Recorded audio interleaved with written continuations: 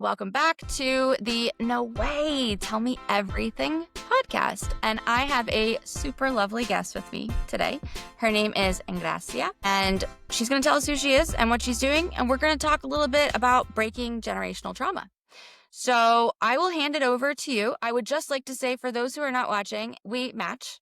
Annie and I, we match. We both have our beautiful black and white striped tops on. The funny thing was that I was wearing something different 5 minutes ago.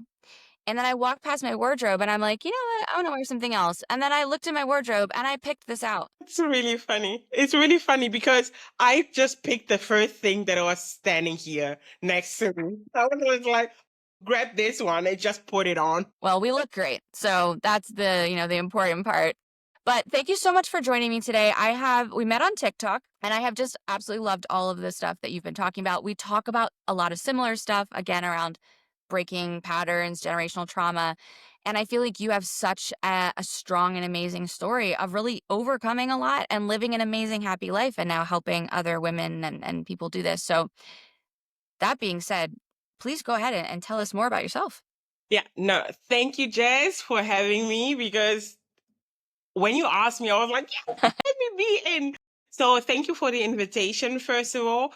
And I love your amazing work as well. That's why we followed each other and really like pas on pas. We kind of share the similar content type, but also a similar story. I have the feeling like on TikTok, everybody that I follow is like kind of aligned with the journey or with the path we are walking on. And as you said, my name is Ingracia. I'm 30, still 36. 36 is taking so long to just pass by.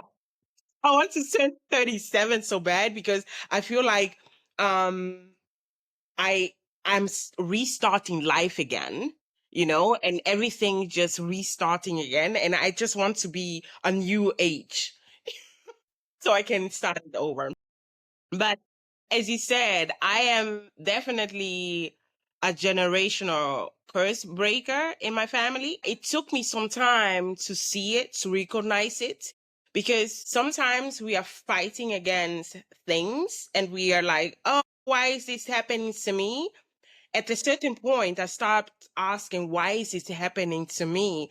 But really like accepting the fact that maybe I am the chosen one. Okay, the chosen one sounds like, ooh, but I am the chosen one because of my mindset, because of the mindset that I have. When I looked at my siblings, for example, the mindset they have is a little bit more close off. And my mindset is really like open.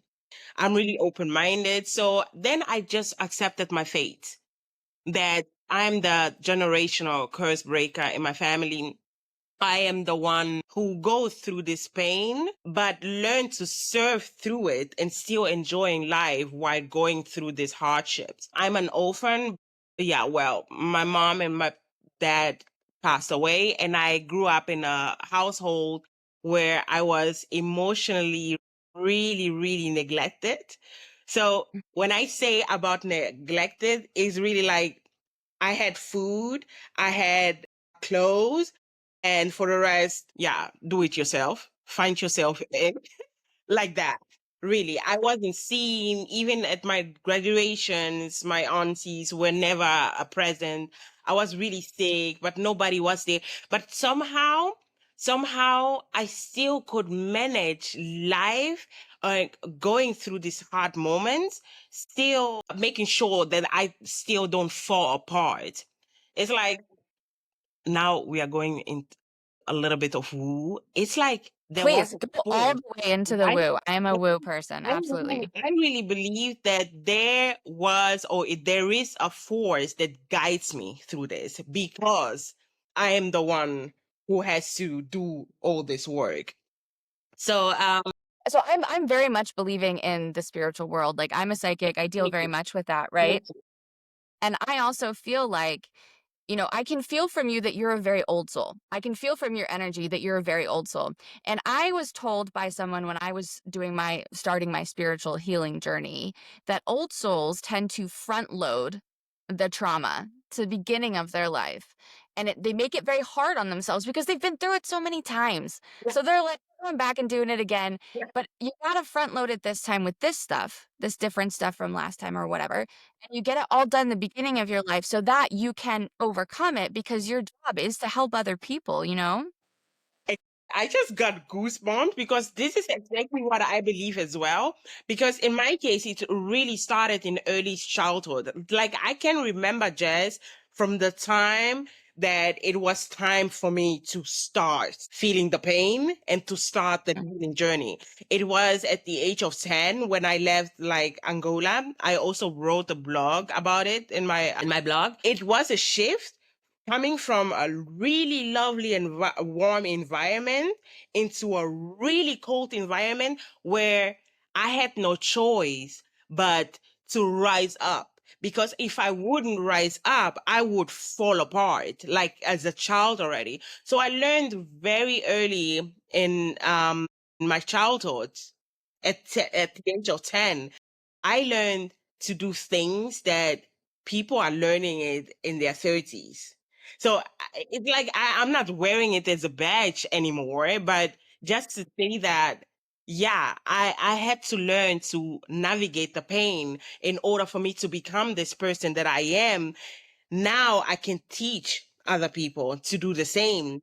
Other people that are going through this pain and don't know how to navigate this path. I know I walked it from a young age, so I can guide them. I really see myself as a guide here on earth. Mhm. Like my purpose here in this life is to be a guide to people going through pain, and Yeah. not make it easy for them, but kind of yes, Yeah. just You show tell them the way. exactly, just showing them the way and telling them there is life Mhm. on the other You lift side. them up and show them the way. Yeah, exactly. I feel the exact same way, and actually, I have this tattoo on my arm, which was done by a witch and a psychic together doing a reading for me about my past, and that was one of the exact things that they said to me was that to lift them up and show them the way, and I think it was really interesting what you said, and this is a lot of why I think we clicked immediately and we have similar stuff is because exactly what you were saying is you don't wear it as a badge because wearing it as a badge is staying in that victim mindset of these things Exactly. happened to me and I Exactly. need to talk about them in this way and say I survived, but I was a victim. Whereas saying I'm just acknowledging that these things happened to me and this is how I got through it over here and you can do it too. You know, that Exactly. empowered mindset. Exactly, exactly that. And I've always like this was always my goal. I don't know. Like I said, there is a higher force behind Hmm. me in all that really guided me through these journeys because what I went through, Jazz, it's insane when I think about it. Like I had surgeries alone. Like I went to the hospital as a minor alone to have surgeries and walked out of the hospitals alone. Like Wow, when I that's think insane. about it, it's mind blowing. But still, there was a force that kind of, I always call it bombed my soul, like really put a warm balm on it. Like, it's okay. It's meant to happen this way. We got you. We Yeah, got you. Yeah. So there is definitely a higher force around me, picking you up. protecting Well, you me. said that you left Angola. Where did you move to? To Germany. So I grew up in Germany. Also must have been such a culture shock and so hard. It was. It was. Okay, we arrived in the summertime, thank God. So it was still warm. But the language barrier is like you Mm, arrive in an environment, unknown people, unknown everything. So you have to learn the language and you have to make sure that you are good at it. But even that, I mastered it so well that the teachers were like, how long is she here? How long is no, mm, it's impossible. It's impossible. So from the age of 10, I really feel like this was the shift. I had to leave Angola. I had to leave my warm bed in order to be in the cold. yeah, Sometimes you yeah, they have to be. shoved you out of the nest real Yeah, hard. exactly, Yeah. exactly, exactly. I had to experience all these hardships because I think, yeah, looking at my siblings, I'm the only one who could ever survive that. Mm, When I look at it, I'm like, yeah, I know why me. So Yeah, it was a Isn't that interesting? Because you can have 6 siblings in a family, and there's always one that's, you know what I mean? Like, there's always if there's gonna be a cycle breaker, it's only 1, it's not 3, it's exactly. 1, Yeah, you know? it's It's only always one. one person. Yeah, I don't I don't know why. I have no explanation for it, but No. in every family, and now, you know what's crazy? I can now spot cycle breakers from a Mhm. mile away. I can Yeah. smell them. It's Mhm. like I went to my a bigger sister or cousin in France, and one of her daughters, I know she's the cycle breaker.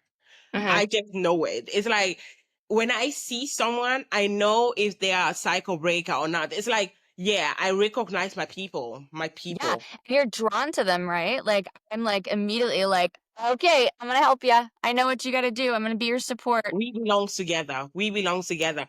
And it's really kind of guided. You know, sometimes when I try to explain it to people, especially people who don't have like a spiritual mindset or are not on the spiritual path, to them it sounds really crazy, but Totally. yeah, but it really is. It's just you get the spirit of a cycle breaker in you, and then you go through this painful cycles in order Mhm. for you to learn and to evolve and to ascend. So Yeah, yeah, I and you have a recognize that. son, right? Sorry, yeah, I have a son. He's 10. And and so then I can see it with my girls, like, when I'm breaking these cycles, also because my big spiritual awakening didn't happen until, I don't know, like, maybe, like, 5 years ago or something. So my kids are 11 and 8. My oldest daughter, God bless her, she got a very different mom for the first couple years of her life than she does now. And Hmm. luckily, I think that I woke up enough to not do a lot of damage, but I can visually and viscerally feel how much better of a mom I am in this cycle breaker mode of really changing how my mom had it, her mom had it, and you know how we were raised. And I can see the difference in them by how they show up in the world for other people, especially, and for themselves is a really important one for me. The confidence, the belief in themselves, the way that, you know, that they present for themselves and others, that's where I can see the change happening, and it just makes me so happy to see that, right? Do you feel the same way? Totally, totally. Because I used to be a people's pleaser. I'm still healing from it. So Mhm. that's why I can't say like I'm not anymore, because I'm sure there is residue, and you can't really heal completely from something. This is also one fact that I just want to leave here. I You just filmed a video about that, so yeah, yeah, totally. then never. It's like people expect when you heal that you are like woo, woo. No, no, you'll be triggered. But that aside, I see my son not being a people's pleaser anymore, Mhm. because I am not showing him that, or I'm not telling him that you have to behave like this when you see adults, or you have to be. No, I tell him, what do you think? Do you find it correct the way it happened? The way he talked to you, the way this auntie talked to you, do you think that was correct? If it wasn't correct, then you are eligible to be angry about it. It's okay. Now, then we learn how to release anger, because this is also something that I didn't learn. I never learned how to express my emotions. And then when I see it, when I see my son doing it, I'm like actually happy. Sometimes it's really like, oh, how nice must it be so free, to have Yeah, like a parent that allows you to just express your emotions. yeah, So and I it definitely, respects them, yeah, yeah, you know? 100%, yeah, Because in my life growing up, I was encouraged not to express emotions, but when I did, I was basically, like, punished for them or told I was overreacting or something, and, like, if my children have a big emotional response, my immediate reaction is not, "This isn't something we cry over." yeah, It's, you know, "Oh, okay, I can see you're feeling really big feelings. Why don't we come here and just cuddle for a minute? Let's take some deep breaths until we calm down, and then let's talk about what's going on." And then they can tell me, and I respect it. Even if I'm like, "I feel like this is not a yeah, great reason to exactly. cry." I don't say that. I'm You know just like, what? "Okay, it's That wasn't scary." necessary, but okay. Yeah, exactly, you know, or like even yesterday, my daughter, my youngest, we signed her up for a dance class because she wanted to go to dance. And then yesterday, out of nowhere, she's like, "I don't think I want to go to dance anymore." And I was like, "Oh, okay." And I was like, "Why do you feel that way?" And we talked a little bit about it. And then I said to her from because this is the other thing.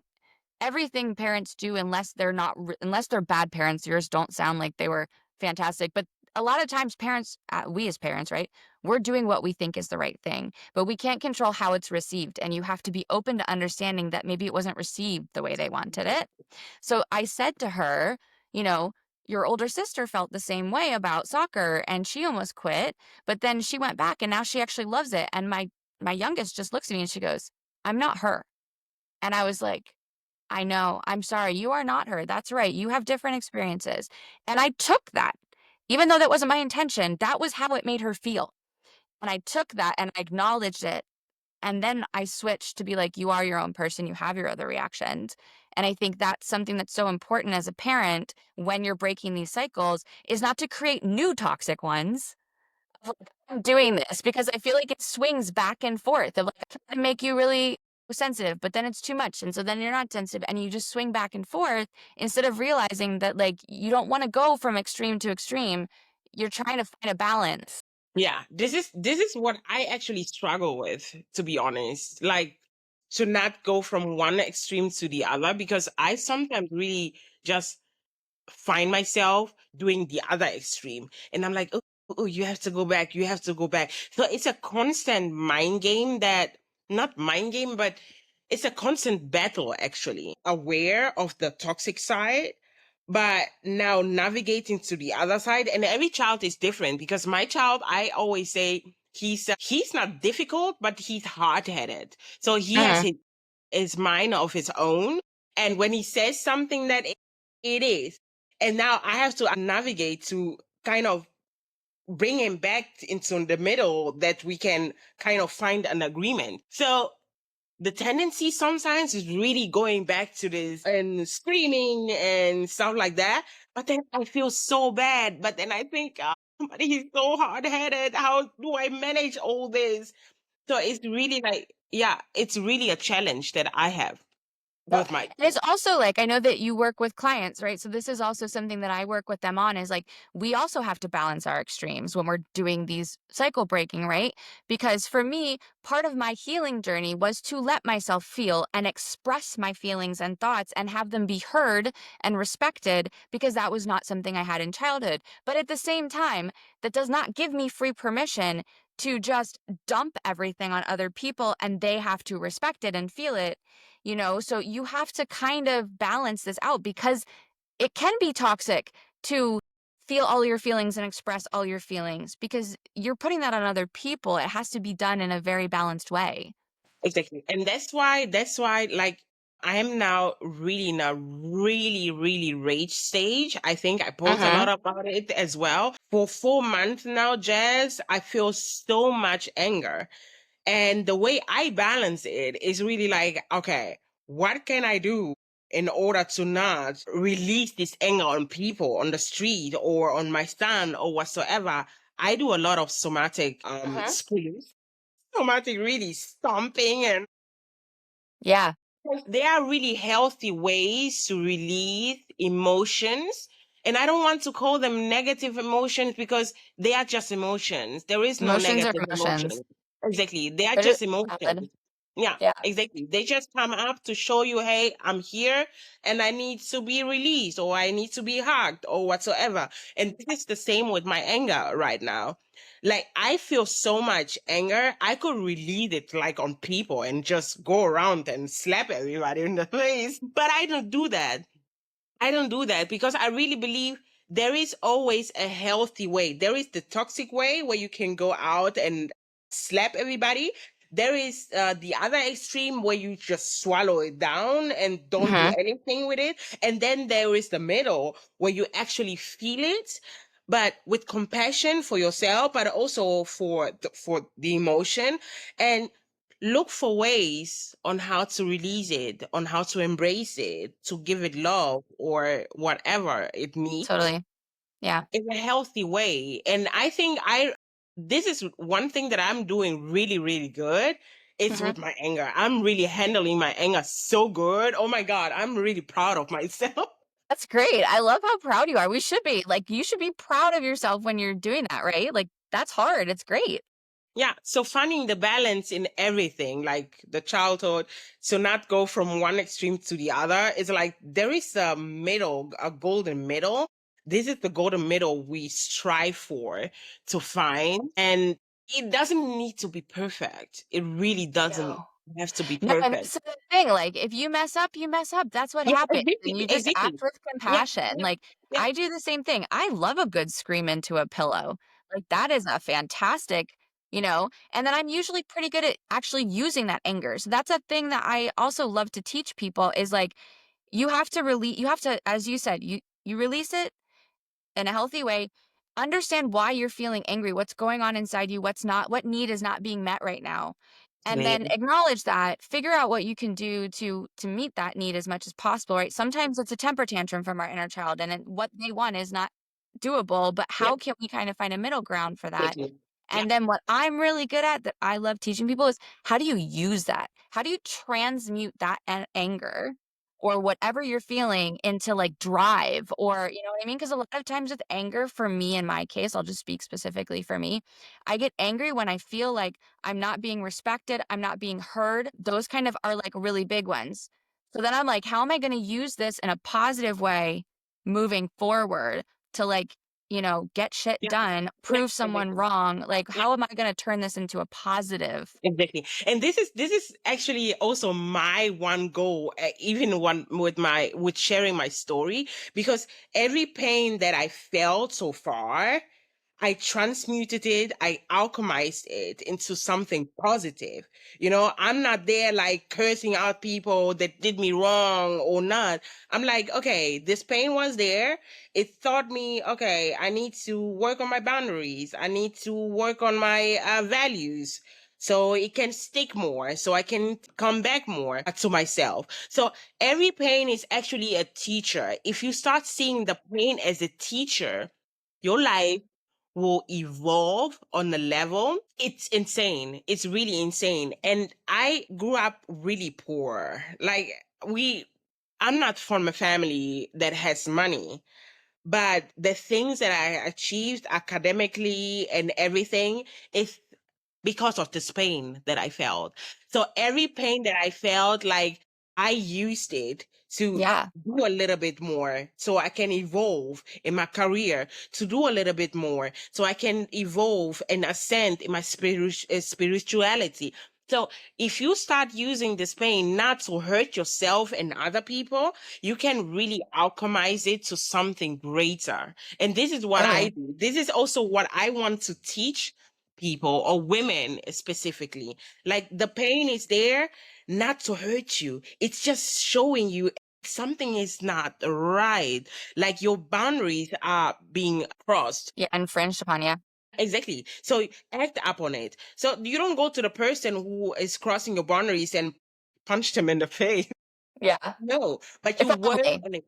Exactly. But you work on it internally. Okay, what is it that doesn't make my boundaries stick? Why am I still allowing people to come in to cross my boundaries? So, and to learn that this is transmutation. It's an energy, and you can always transmute every energy there is. So this is really a great thing that I actually want to teach more, like transmuting energy. Everything is energy. Your emotions are energy, and you can definitely do something great with it. Like with my anger, I'm now building a new business in my yeah. anger because I'm like, oh, it has to come out something. Yeah. Yeah. So yeah, Yeah, I mean, I think in anger, like you were saying, you don't want to name any emotions as negative emotions. Like I would say shame and guilt, I won't call them negative emotions, but I'll call them useless emotions when they're mm, directed at yeah, yourself yeah, because they just serve to keep you back, right? So shame and guilt are ones where you have to understand why you're feeling those things and work through that because they're like useless. I feel like when we talk about alchemizing and transmuting, you can't really do anything with those emotions. They're with just shame so and guilt. Yeah, true. low energy. And when you think about the like if we're talking about energy because I'm also super into everything energy, like anger is a high energy emotion, but a low vibrational emotion. So you have to transmute it, but it gives you so much from it. Whereas shame and guilt, there's no energy in shame and guilt. They actually are energy sucks, right? Yeah, Like you have to let them go and move on, but you can transmute them into this empowered sense of like, I'm not going to allow myself or anyone else to make me feel shame and guilt about that because that's something that I actually don't align with, yeah. right? True. What you are saying is actually true because I also think about this way. There are emotions that needs to be released and others you can transmute. And indeed, shame and guilt, yeah, what do you want to transmute it into? I don't know.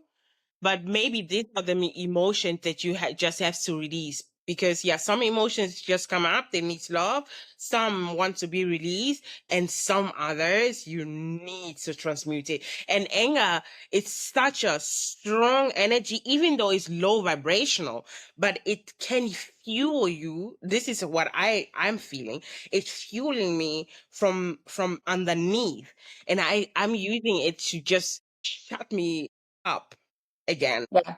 Yeah. So the message that I just got around shame and guilt, I feel like my guides are helping me here.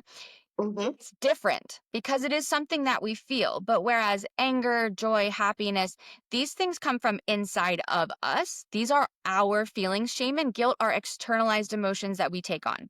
Because if you think about children, they don't feel shame and guilt about stuff they do. They feel shame and guilt about things they do because other people tell them they should feel shame and guilt. So that's why there's not energy really to transmute. It's my whole body is lighting up right now.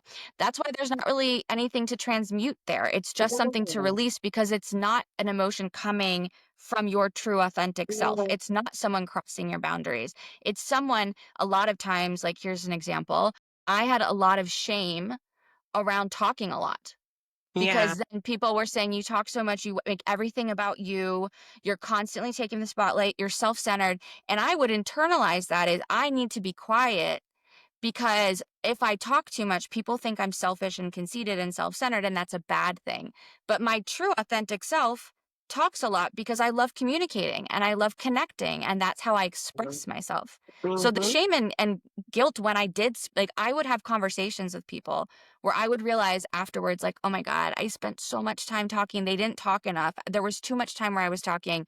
And then I would feel shame and guilt about that, right? And so those were not my emotions. Those were emotions I was feeling because they were external, Yeah. you know? Yeah. Yeah. Oh, now that you explain it this way makes more sense. Indeed, there are yeah, there are emotions. Maybe we can put it this way. The emotions that you need to release are the ones that come That aren't from, yours. yeah, yeah, that are Hmm. not yours. Oh, yeah. Yeah. Emotions that are not yours, you have to let them go because they never belonged to you in the first place. No. No, and that's the thing. We carry, that is part of the thing with pattern breaking and cycle breaking and even just personal growth. And that's what I love about the somatic work I do, right? And I know you love somatic stuff as well, is that we carry so much stuff that does not belong to us. Energy that Exactly. belong to us, emotions, values, things, like all of these different things, they don't actually belong to us. And You you know have what? to Yeah. realize that. Exactly. You know what I actually do when some of these emotions come up? I actually ask them, where are you coming from? Are you Hmm. mine or are you not mine? If you're not mine, I'm asking you to leave. I'm releasing you. This is how I also handle the emotions. So I actually really communicate with them. I'm like, when I'm feeling something, okay, who triggered you? Why are you here? What are you teaching me? Are you mine or are you something that someone put on? Yeah. Yeah, I mean, I do the same thing. I'm a clairsentient, so I mainly feel energy in my body as the way that I receive information, and I love that. But it did make it hard for a really long time because when you feel a lot of energies like that, you can easily not understand that they're not yours. Or I don't know if you've ever had this, but like my husband and I we're really really attuned to each other, and so when I first started really tapping into my psychic abilities. I had a lot of problems physically because he would be like, "Oh, I have a headache." And then suddenly, like 10 minutes later, like I would be like, "Oh, I'm so sorry, I have a headache." And I would give him like a massage or something. And then 10 minutes later, I'd be like, oh my God, I have such a bad headache. And he's like, oh, that massage helped. My headache's gone. And it took like 5 times of him being like, I have a headache or my back hurts. And then me realizing, like, yeah, my back hurts too. And then he's like, oh, it's not hurting. And I'm like, I'm literally taking Oh, off yeah. of you. Yeah. You have to be so careful when you're attuned to other people's energy because, like, your family, your friends, whatever, you can take on, literally take on their physical stuff. You can literally take on. You know what? Now I have a question, even though you are asking the Yeah, question. go ahead. How do you not, or how do you keep yourself from not taking over these emotions? Because I'm also someone just like you. I take emotions over, and the new thing that I'm building is around massage. Uh-huh. So when you are massaging people and when you are touching people, you take a lot over. And this is really something that I'm concerned about, because I am someone, I take energy so easily over. Even though I tell myself, okay, it's not my, you don't belong to me, but it's already in me. In order for Mm. me to say you don't belong to me, it means I already took it over. So how do you build a shield to not take it over? So I think there's a lot of different methods to it, and there's a lot of different ways that people do it. I'm a quantum energy healer, so I work with energy, and I'm a master Reiki. I've also done Reiki. There's different ways that people do it, and it's kind of finding what works for you. Mm-hmm. Because I tried with the energy shield, that doesn't really work for me. Like, that works for me if I'm in like a crowd where I have the energy shield and stuff. But if I'm actually healing people, I always, always take on what they have. And when I Yeah. was practicing Reiki, the way that you I don't want to like mansplain to you Reiki, but like the way that you do Reiki, it, Yeah. it goes through you and through the Mm-hmm. earth and everything. Exactly. That way of using energy didn't really click with me in terms of healing. So what I found there was that I was mostly taking stuff. I wasn't releasing it the way that I was trying. There's a lot of visualization going on. And because I'm not a visual, I have a little bit of clairvoyance and I'm visual in a way, but it's not how I work with energy. Mm-hmm. That method of visualizing it going into the ground and transmuting and coming back up, that didn't work for me. I could visualize it, but it wasn't working. What did work for me was feeling it release. So I, even though I'm taking stuff on when I'm doing energy work, or if I'm massaging somebody, like you were saying, like I will inadvertently take it. I think that's just how my healing ability works. It's just how it It just works. works like that. So I will literally physically release it. So I do still a little bit of the imagination, but like I ask the energy to work with me as if we're partners before I start. And then what I do is whatever I sense they need healing, I will take it in through my hands and I will literally Yeah. shake it off Yeah. This and is also imagine what it I do. completely leaving. I will breathe it out and feel it. Like, I have to feel because I'm a feeling person. So I have to literally feel it leaving my hands, feel it leaving my body, feel it leaving through my feet, grounding into the energy. That's how I get rid of it. And if sometimes, like, if it's a really, really heavy thing, I will have to do a full energy clearing meditation afterwards. I do like a mini clearing after everything.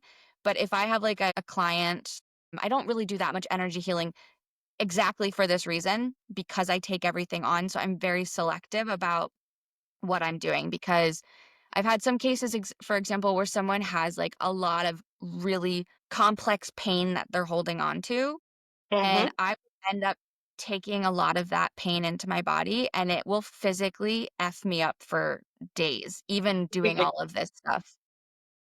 Yeah. Yeah, so you do have to just be really careful and you have to find what works for you, and if it's a physical thing that works for you, like some people do actual energy clearing baths where they'll take like a bath because water is very cleansing. Yeah, So they'll exactly. do like water. You can use herbs. Salt is really good. You could do like a foot soak with salt or other cleansing, purifying herbs. You can smoke cleanse. There's so many different things. It's really about finding what Yeah, works what for you. works. And then also, like you mentioned with boundaries, like it might be that you have your clients fill out a questionnaire. And if there's something on there They that's will do really that. heavy, Yeah, they exactly. And will if do there's that. something that's really heavy, then you have the boundary of saying, I'm sorry, I Yeah. can't help you with that because you know Yeah. that you're going to take it on. Yeah. Exactly. So they will definitely have a questionnaire. Oh, we also have the same bottle. Oh my God, look how cute. The basic bitch, huge water bottle, but I love it. I don't care. Say what you will. I love my water bottle so much. Yeah, the basic bitch thing. So there will definitely be a questionnaire where they fill in some information about themselves, about their mood, where they are, and yeah, because that's because I used to massage actually, and then I stopped because of that, because I used to Mm, take everything in, even though there was also incidents where clients told me there is something with your hand, and I was like, I don't know. Back then I didn't know that I had this touching power, but they were always telling me there is something with your hand, something happens there. And I was like, I don't know. I don't know what's mhm, happening. But yeah, now I understand what's happening there. So basically I give energy, a lot of what I have, but I also mm. take over. And I think, yeah, I need to kind of find the middle ground in it Yeah. to give You have not to so be much. careful that you're not using your own energy to give to them. You have to take the energy. I mean, like you said before, everything is energy. Energy exists all around us. And I think that's kind of why, for me personally, as I said, with everything in spirituality and life, some things will work for you and some things won't. So I know that Reiki is like very, very successful for a lot of people. For me, it wasn't. It was too complicated for me, honestly, to visualize and see all of these things, and it was hindering my work. I could still do the energy work, but I was realizing that when I was doing just energy work with the quantum healing method, or just the way that I work with energy, people were having a better outcome and I was feeling better. So that's just the way that works for me. And the way that I work with that is that there's energy all around me all the time in the air, and I ask it to work with me. So I will just ask the energy to assist me, Yeah. and then I kind of feel or sense or see a color that I associate with it, what type of energy I'm working with. If it's physical healing, emotional healing, spiritual healing, those are kind of, or it's a mix. And then I kind of get an idea of how the energy and I are working together, and I'm more like a conduit for it, and I'm just helping the energy, and then whatever I take in, the energy helps me to release and to transmute back so that I'm not using my energy, because again, I was also ending up using a lot of my energy. And then you're just completely full of Depleted. and deleted, It's just it's like I felt like a rotten avocado afterwards, Exactly. you And know? this is what I want to avoid actually, to feel like a rotten avocado, because I'm a naturally giver and I want to give even my energy, everything. Take it, take it, take it. And then I'm the one who ends up depleted. So, but good tip. So I would definitely look into energy cleansing. Yeah, Um, definitely do. So, one more thing I wanted to ask you, is obviously, you've been through so much and you've overcome so much and everything, and in all of that, now you're doing this work to help other women to be empowered and, live their most amazing life and not let these things hold them back. The same way that you were able to live in that empowered way. You've obviously learned a lot of lessons. You've gotten a lot of advice. You've probably given a lot of advice, right? If you were talking to somebody who was not in the same place, somebody who is struggling and wants to be where you are, doesn't think it's possible, what would be one piece of advice that you think would be invaluable to them? I actually only use one word: surrender. Total Mm, surrender. And I surrender. Surrender is really my word. Every time someone comes to me, what should I do? Surrender. Because what happens, Jess, is a lot of people are fighting against what's happening.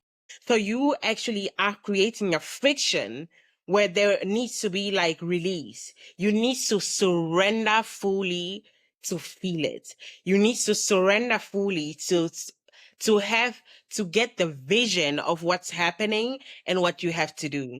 Because in my case, before I surrendered, I was fighting against myself and against the universe, against God. I was fighting against everybody. I was journaling and reading the books. No, surrender. Really hmm just surrender. It's like just lay on the couch, just imagine yourself like falling to the ground and have no resistance at all. Yeah. There. It's so funny because this episode is coming out right after the first episode that I just filmed. And I talk about how to get unstuck.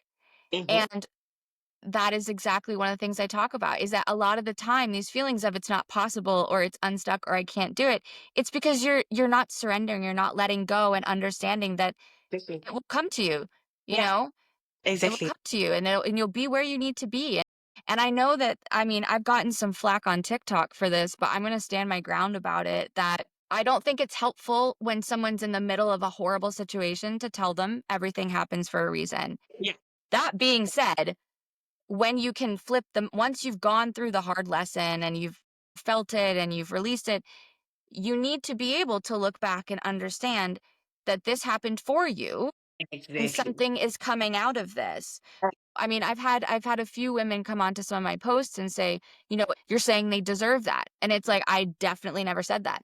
Then, yeah, You have to understand that if you can take hard situations, understand that there are lessons in them, and use those lessons to empower you and live your life, you are exactly. going to be able to live a much better life than if you stay in the "this happened to me and it was horrible" mindset, right? And part of that is surrender, is not trying to control everything, you know?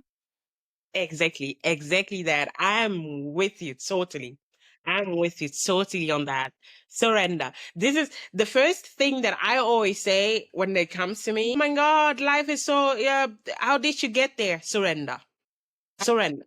Really just let go. And it's one of those things where it's like, it's one word, it's super powerful, and it's also incredibly hard to do, Yeah, it is. because it is so hard to let go, especially when you come from backgrounds like we've had, where you've had a lot of complex trauma from childhood.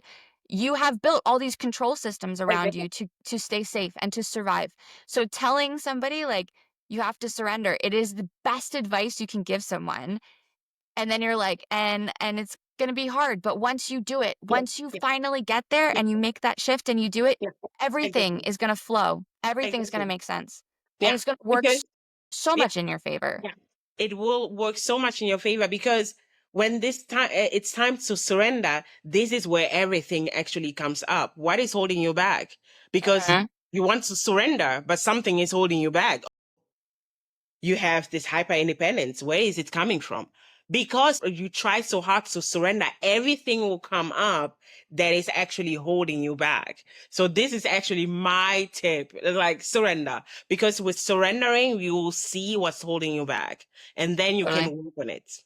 Yeah. And Totally. then you can work it. That's such great advice. Thank you so much, Annie. And thank you so much for being here today. It's such a pleasure to have you on. Everybody should go check her out on TikTok. I will link it in the show notes. Do you have anything else you want to plug? No, actually not. I just want to thank you actually for having me here. It was really a pleasure to talk to you. I think we agreed on half an hour, but I think we could just go on talking. Definitely have to go. If I didn't have a Pilates class that I'm going to get a Yeah, fine for if I don't go to it, I oh, could have kept yeah, talking to I you. know that. Thank you so much for coming on. I'm so happy. As soon as I started a podcast, I just knew that I wanted to have you on because I just so much enjoy everything that you're I love talking that. about. I love the jazz. Thank you so much for being on today. Have a lovely Thank rest of your you. week. Yeah.